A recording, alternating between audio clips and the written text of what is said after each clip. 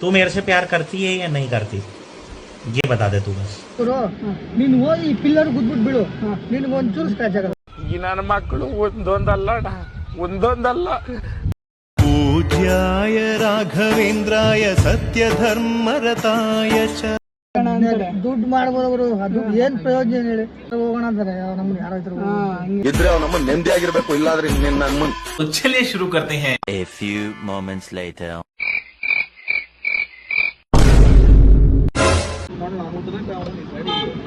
ಅಂದ್ರೆ ನೀವು ತಗೊಂಡಾಗ ಅದು ಫಸ್ಟ್ ಓನರ ಹೆಂಗೆ, ಎಷ್ಟು ಜನದ ನೀವು ತಗೊಂಡಿದ್ದು ಯಾವ ವರ್ಷದಲ್ಲಿ? 2007 ಅಥವಾ 8 ಇರಬೇಕು. 2007-8 ಎಷ್ಟಾಯ್ತು ಅವಾಗ? 19,000 ನಾನು ತಗೊಂಡಿದ್ದು ಅವಾಗ. 19,500.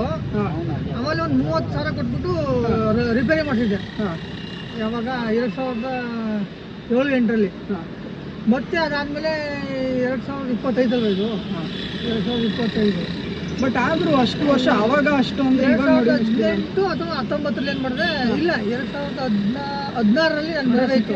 ನನ್ನ ಮದುವೆಗೆ ಪೇಂಟಿಂಗು ಮತ್ತೆ ಪೇಂಟಿಂಗಿಗೆಲ್ಲ ಎಷ್ಟು ಖರ್ಚು ಬಿಟ್ಕೊಳ್ಳೋಲ್ಲ, ಫುಲ್ ಕ್ರೋಮಿಂಗ್ ಪೇಂಟಿಂಗ್ ಎಲ್ಲರಿಂದ ಅದು ಸೆಲ್ಫ್ ಟೋಟಲ್ 1,14,000 ಲಕ್ಷ ತಗೊಂಡಿದ್ದು. ಎಷ್ಟಕ್ಕೆ ಪೇಂಟಿಂಗು ಅದೆಲ್ಲ ಮಾಡೋಕ್ಕೆ ಎಲ್ಲ ಇಷ್ಟ ಆಗೈತೆ ನೋಡ್ರಿ. ಅಷ್ಟಾದ್ರೂ ಅದು ಗಾಡಿ ವ್ಯಾಲ್ಯೂ ಇದೆಯಲ್ಲ. ಬಟ್ ಆದ್ರೂ ಮೈಲೇಜ್ ಅಷ್ಟು ಕೊಡ್ತಾ ಇದೆಯಲ್ಲ. 70 ನೀನು ಹೆಂಗಾರ ಮಾಡಿದ್ರು 70 ಕಿಲೋಮೀಟರ್ ಮಿಕ್ಸ್ ಆಗಿದೆ.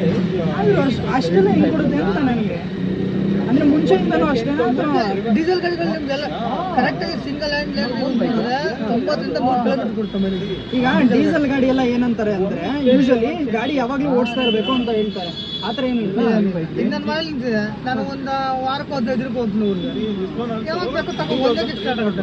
ಅಂದ್ರೆ ಎಷ್ಟೊಂದು ಜನ ಹೇಳ್ತಾ ಇರ್ತಾರಲ್ಲ, ಪೆಟ್ರೋಲ್ ಗಾಡಿ ಬಂದ್ಬಿಟ್ಟು ಸ್ವಲ್ಪ ಡೈಲಿ ಓಡಿಸಿಲ್ಲ ಅಂದ್ರೆ ಸರಿ ಇರುತ್ತೆ, ಡೀಸೆಲ್ ಗಾಡಿ ಓಡಿಸ್ಲೇಬೇಕು ಅಂತ. ನಾನು ಒಂದ್ಸತಿ 3 ತಿಂಗಳಾದ್ರೂ ಸ್ಟಾರ್ಟೇ ಮಾಡಲ್ಲ, ಹಂಗೆ ನಿಂತಿರುತ್ತೆ. ಆಮೇಲೆ ಅಲ್ಲಿ ಇನ್ನೊಂದೇನಪ್ಪ ಸಮಸ್ಯೆ ಅಂದ್ರೆ ಸೆಲ್ಫ್ ಆಗಿ ತೆಗೆದುಬಿಟ್ಟಿದ್ದೀನಿ ನಾನೇ, ಕನೆಕ್ಷನ್ ಕಿತ್ತಾಕ್ಬಿಟ್ಟಿದ್ದೀನಿ.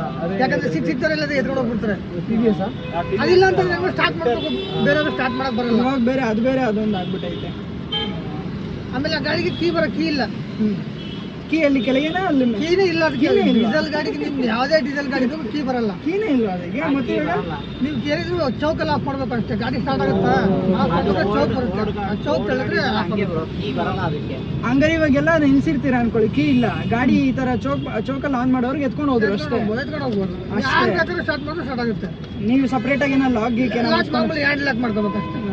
ನಿಮ್ಗೆ ಡೀಸೆಲ್ ಗಾಡಿಗೆ ಯಾವುದೇ ಕಾರಣಕ್ಕೂ ಕೀ ಇದೆ. ಆ ಕೀ ಏನಕ್ಕೆ ವರ್ಕ್ ಆಗುತ್ತೆ ಅಂದ್ರೆ ಆರನ್ಗೆ, ಲೈಟ್ಗೆ, ಇದಕ್ಕೆ ಮಾತ್ರ ವರ್ಕ್ ಆಗೋದು. ಅಷ್ಟು ಬಿಟ್ಕೊಂಡ್ರೆ ಗಾಡಿ ಸ್ಟಾರ್ಟ್ ಆಫ್ಗೆ ಕೀ ವರ್ಕ್ ಆಗಲ್ಲ. ಯಾವುದೇ ಗಾಡಿಗೂ, ಡೀಸೆಲ್ ಗಾಡಿ, ಬುಲೆಟ್ಗೆ ಯಾವುದೇ ಗಾಡಿಗೂ ಕೀಲಿ ಆಫ್ ಆನ್ ಆಗಲ್ಲ. ಬಟ್ ಆದ್ರೂ ಮಸ್ತ್ ಬಿಡಿ, ಅವಾಗಿನ ಬುಲೆಟ್ಗಳೆಲ್ಲ ಮಸ್ತ್. ಇವಾಗೆಲ್ಲ ಬ್ರೋ ಇವಾಗೆಲ್ಲ ಮಾಡಿಫೈ ಮಾಡಿಸ್ತೀನಿ ಅಂದ್ರೆ ಎಲ್ಲ ನಂದು. ನೀವಿಬ್ರು ಆ ಗಾಡಿನ ತಗೊಬಂದು ರೋಡಲ್ಲಿ ಹೋಗ್ತಾ ಇದ್ರೆ ಯಾರಾದ್ರೂ ನಿಂತಿದ್ರೆ ಏನಿದೆ ಅಂದ್ಬಿಟ್ಟು ಸಡಲ್ ಹೋದಲ್ಲಿ ನೋಡ್ಬೇಕು ಅನ್ಸುತ್ತೆ ಪ್ರತಿಯೊಬ್ಬರಿಗೂ. ಅಷ್ಟು ಇದಿದೆ ಅವರಲ್ಲಿ. ಆ ಸೌಂಡ್ ಮನುಷ್ಯ ಸಕ್ಕದಾಗಿದೆ. ಈ ಗಾಡಿ ಓಡಿಸ್ಬೇಕಂದ್ರೆ ಅದೊಂಥರ ಫೀಲ್ ಇರುತ್ತೆ.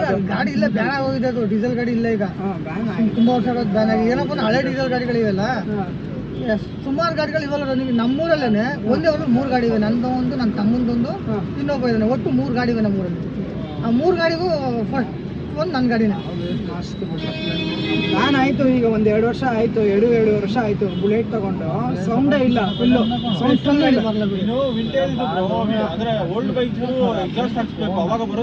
ಬರುತ್ತೆ. ಬಟ್ ಆದ್ರೆ ಏನ್ ಗೊತ್ತಾ, ಇಂಜಿನ್ ಪ್ರಾಬ್ಲಮ್ ಬಂದ್ಬಿಡುತ್ತೆ. ಮೈಲೇಜ್ ಡ್ರಾಪ್ ಆಗುತ್ತೆ. ಮತ್ತೆ ಓಲ್ಡ್ HD ಅದು ಸರಿ ಸೌಂಡು ಬರುತ್ತೆ. ಆಗಿನ ಕಾಲದೆಲ್ಲ ಬುಲೆಟ್, RX ಇದೆಲ್ಲ ಗಾಡಿಗಳು.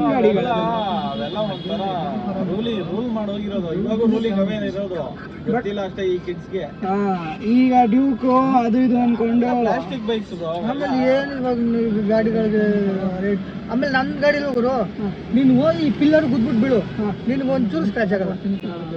ಗಾಡಿ ಕಾಲ್ ಮೇಲೆ ಕುತ್ಕೊಳ್ಳಿ, ಅದು 2 ಕ್ವಿಂಟಲ್ ಬರುತ್ತೆ, 200 kg ಬರುತ್ತೆ ಗಾಡಿ ಕಾಲ ಮೇಲೆ ಕುತ್ಕೊಳ್ಳಿ, ನಮ್ಮ ಕಾಲೇನು ಹೋಗಲ್ಲ. ಅದು ಫುಲ್ ಮೆಟಲ್ ಅಲ್ವಾ? ಅಂದ್ರೆ ಏನಾಗಿದೆ, ಫುಟ್ ರೆಸ್ಟ್ ಇದೆಯಲ್ಲ, ಫುಟ್ ರೆಸ್ಟ್ ಮತ್ತೆ ಬಂಪರು ಇವೆರಡು ಟಚ್ ಆದಾಗ ನೆಲಕ್ಕೆ ಹಿಂಗಿರೋ ಗಾಡಿ ಬಿದ್ದಾಗ ಇದೆ ಗಾಡಿ ಹಿಂಗ್ ಬಿದ್ದಾಗ ಏನಾಗುತ್ತೆ, ಇಷ್ಟೇ ಬೆಂಡ್ ಆಗೋದು, ಫುಲ್ ಗಾಡಿ ಮಲ್ಕೊಳ್ಳೋದು.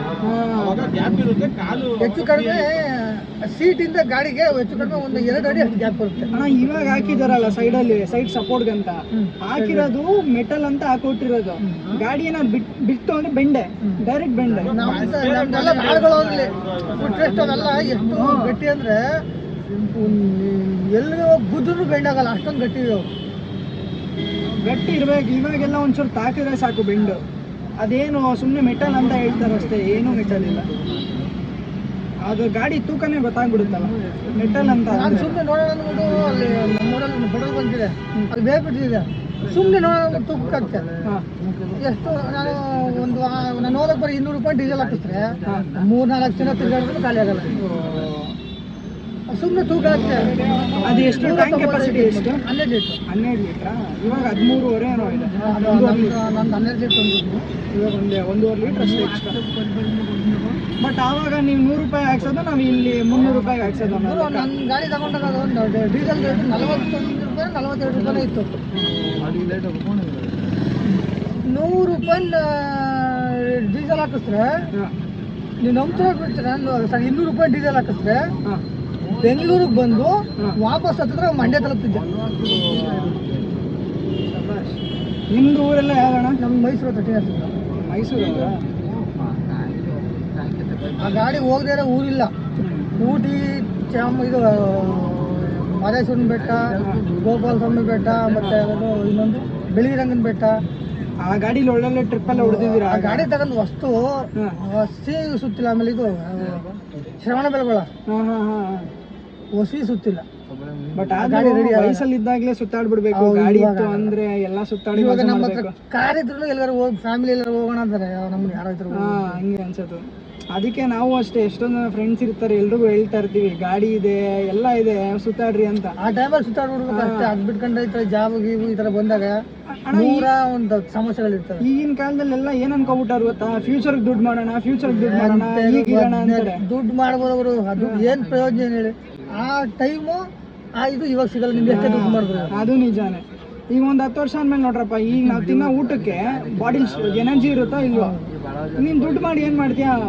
ಅದೇ ಹಾಸ್ಪಿಟ್ಲ್ ಕೊಡ್ಬೇಕು. ಹಾಸ್ಪಿಟ್ಲ್ ನೀನ್ ಕಟ್ತೀಯ. ಅದೇ ನೀನ್ ಸುತ್ತಾಡು, ಎಂಜಾಯ್ ಮಾಡು, ಮಜಾ ಮಾಡು. ಇವಾಗೆಲ್ಲ ಅದೇ ಆಗ್ಬಿಟ್ಟೈತೆ. ಇನ್ನು ಈ ಕಾರ್ಪೊರೇಟ್ ಕಂಪ್ನಿಗಳಲ್ಲಂತೂ ಬೆಳಗ್ಗೆಯಿಂದ ಸಂಜೆವರೆಗೂ ಕೂತಿರ್ತೀವಿ ಅಷ್ಟೇ. ಕೂತಿರು ಒಂದೇ ಕಡೆ ಕೂತಿರು. ಈಗಲೆಲ್ಲ ಸ್ಪೆಕ್ಸು ಅದು ಎಲ್ಲ ಯೂಸ್ ಮಾಡೋಕೆ ಸ್ಟಾರ್ಟ್ ಮಾಡ್ಬಿಡ್ಬೇಕು ನಾವು. ಹಂಗೆ ಆದರೆ ಬೆಂಗಳೂರಲ್ಲೂ ಇಷ್ಟೊಂದು ಟ್ರಾಫಿಕ್ ಇರಲಿಲ್ಲ. ಇವಾಗಂತೂ ಯಪ್ಪ.